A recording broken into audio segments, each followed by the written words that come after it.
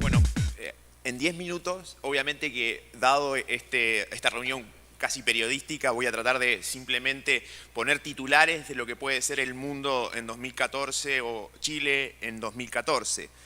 Evidentemente que me gustaría más hablar de, en vez del mundo 2014, del Mundial del 2014, ¿no? Y quizás hablar de cine a propósito de los 25 años de Cinema Paradiso que se cumplen esta semana. Pero bueno, vamos a tratar de poner algunos titulares en un tono un poco más positivo desde el punto de vista de lo que va a pasar, más que normativo, en donde Herman ha puesto énfasis y evidentemente no es mi área la política como ha planteado Héctor en el terreno de lo que podría pasar en la parte política. Esto va a ser más bien un resumen de algunas cosas que se pueden esperar en materia económica. Claramente 2014 en el mundo significa la continuación de una transición hacia un nuevo escenario normal. ¿Cuáles son las transiciones que se consolidarían el próximo año? Bueno, básicamente las que tienen que ver con este rol más protagónico de Estados Unidos y algunos otros países desarrollados, la convergencia de China, un crecimiento más normal entre 7 y 7,5%, y por lo tanto uno podría concluir que para Chile el impulso desde el ámbito externo va a ser igual o menor que el que hemos observado este año, que a su vez fue un poco menor al que se había observado en los años previos. O sea, estamos en una etapa de transición en donde el impulso en los próximos 3 o 4 años debería seguir disminuyendo.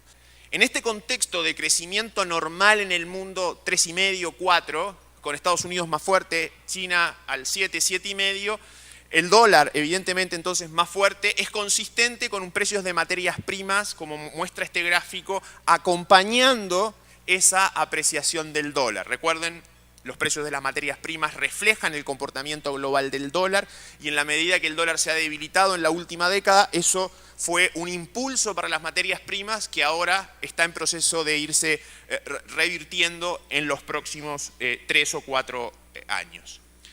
En este contexto no me voy a referir a los riesgos de la economía mundial, más bien planteé el escenario central. Hay riesgos, después los podemos explicitar en las preguntas. En este contexto, ¿cómo parte Chile el 2014? Chile el 2014 parte sin grandes desequilibrios, pero con una desaceleración claramente consolidada. No tiene desequilibrios en materia de inflación, no lo indican los indicadores subyacentes, no lo indican las expectativas de mercado.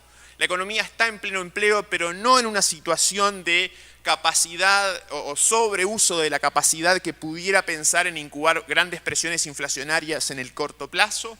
La cuenta corriente se ha ajustado este año, un déficit en torno al 3% del producto, una cifra razonable y muy financiada además con inversión extranjera.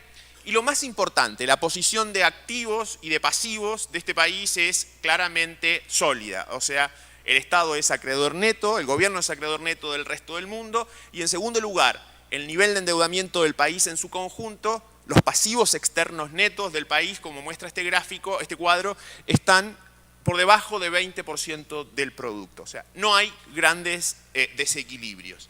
Pero sí, claramente está empezando el año, o va a empezar el año, con una economía creciendo básicamente cerca de 3%. O sea, Chile creció al 5,5 en este cuatrienio por varios factores. Y aquí, si uno hace análisis político o cuando escucha economistas con una, digamos, orientación un poquito más política, algunos ponen foco en unos factores y otros ponen foco en los otros. Cuando uno trabaja estos datos, lo que encuentra es que el 5,5 del 2010 al 2013 no se va a repetir. Y no se va a repetir por varias razones.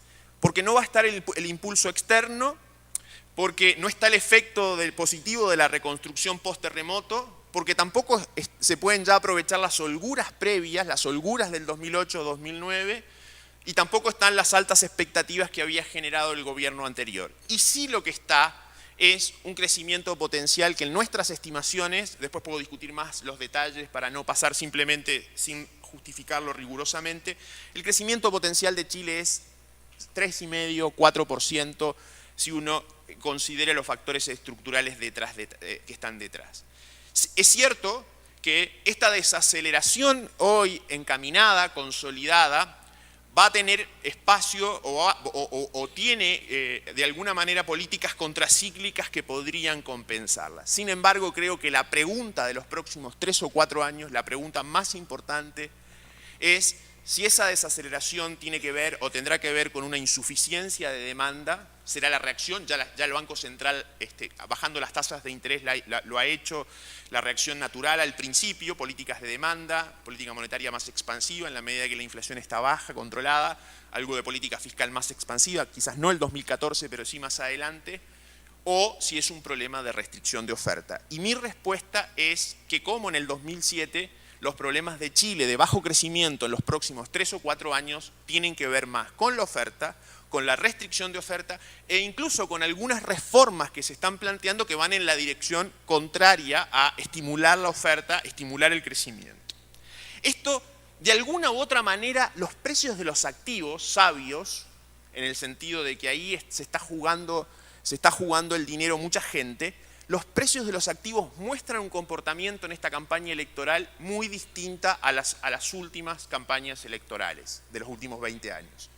En este gráfico que muestro aparecen las acciones chilenas desacoplándose desde el 1 de abril de este año. Podríamos decir que fines de marzo fue el inicio de la campaña electoral. Desde el 1 de abril las acciones chilenas, la línea roja, caen 25%.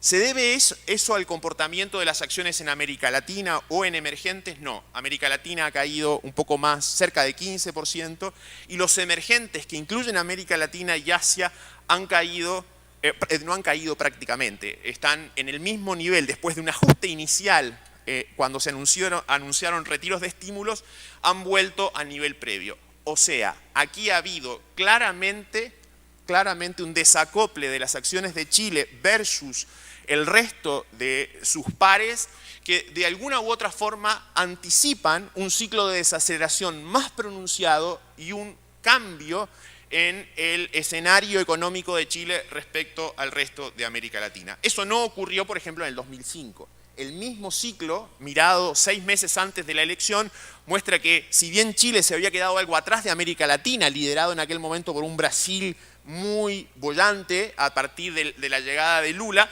Chile básicamente replicó el comportamiento de los países emergentes. Y podríamos hacer este mismo ejercicio para el 99, no lo voy a presentar aquí por razones de tiempo.